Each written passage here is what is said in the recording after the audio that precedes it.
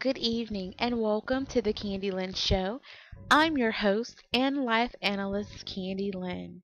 Let's kick things off with the quote of the day. The quote comes from Mark Twain. He says, "Never allow someone to be your priority while allowing yourself to be their option." Tonight concludes our three-part series of the art of allowing.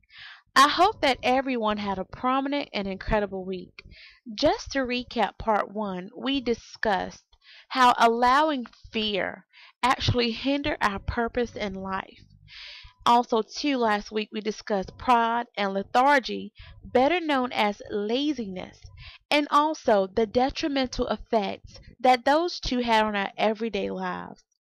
Now, to sum things up this week, we will discuss cognitive behavioral depression and people. So those are the two things that we're going to talk about that we allow in our lives and the drastic impact that these two have when we indeed allow them to evade and even circumvent our lives. I want to start with cognitive behavioral depression, which is a type of depression. Cognitive behavioral depression is a result of negative and overwhelming environmental factors that has impacted one's life. Now, this type of depression usually sets in when one has experienced a traumatic event or something catastrophic has happened in a person's life. Now, some of the environmental factors that cause this type of depression, their death, sickness, losing a job, losing a home, divorce, financial strains and hardships, lack in any area of your life, and anything that's affected on an environmental level and not biologically. The key thing is to not allow these emotions to overtake you and keep you down in the slump. As a result, you may just feel like giving up when things don't go as planned or when things don't go as anticipated. But guess what? You can get back on track. I believe that everything in life happens for a reason, and there is no such thing as a coincidence, but mere fate and destiny. I have a series on the power of positive thinking by Dr. Vincent Norman Peale. And one powerful tool that he talked about was 3 L's. Dr. Peale discussed the 3 L's, which are lack, loss, and limitations. Let's start with the first L, which is lack. As human beings, we can all express one thing that we're lacking. Each and every one of us, we're lacking something. We just don't have enough of one particular or multiple things. I challenge you to not complain about what you're lacking, but actually rejoice and show gratitude in what you do have. There is always someone who is in a worse situation or predicament than you. You may not drive a Rolls Royce, but guess what? Be grateful that you do have a car to drive. Some people don't even have any means of transportation, and they will give anything to have a vehicle. There are millions of homeless people, and some may even be in your city. We have the luxury of being cozy in our homes, having food to eat, having running water, and a warm bed to lie in. So don't allow complaining to permeate on your lips. Let's move to the next L, which is loss. It's very easy to complain and grumble about what you lost. You lost your job, you lost your husband, you lost your wife, you lost your house. But guess what? Everything in life that's lost can be regained and you can recompensate for it.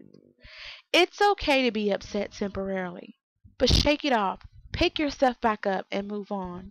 With a plan of action and optimistic thinking, you can find another job. You can find another house. You can find another wife or husband or anything that you may have lost.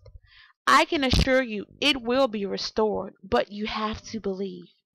The last L is limitations. We have been programmed to operate at a certain standard and level. Who told you that? You can do anything and be anything if you stick with it and believe in yourself. Stop limiting your potential and abilities. Yes, you are capable of owning your own business. Yes, you are capable of owning your own home. You're capable of having a singing career. You can be a doctor, an educator, an actor, actresses, whatever your heart desires, you can do it. You should always be thinking about 5 to 10 years from now. Don't become complacent at where you at. Again, you can do it. Your thinking should always be to infinity and beyond. Lastly, please do not allow people to dictate your success. Continue to stay away from the naysayers and the doubters and the dream killers. No one can determine your level of success but you. I strongly believe in the cliche that if you don't have anything nice to say, then don't say anything at all. We all have different visions and perspectives on how we view life and other things in general. Just like we discussed in the Detoxification of Your Mind series, learn to reprogram and pre-program your mind and thoughts on a daily basis.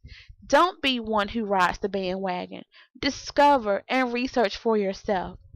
If someone tells you that you can't climb that mountain, shake it off and tell yourself, yes, I can.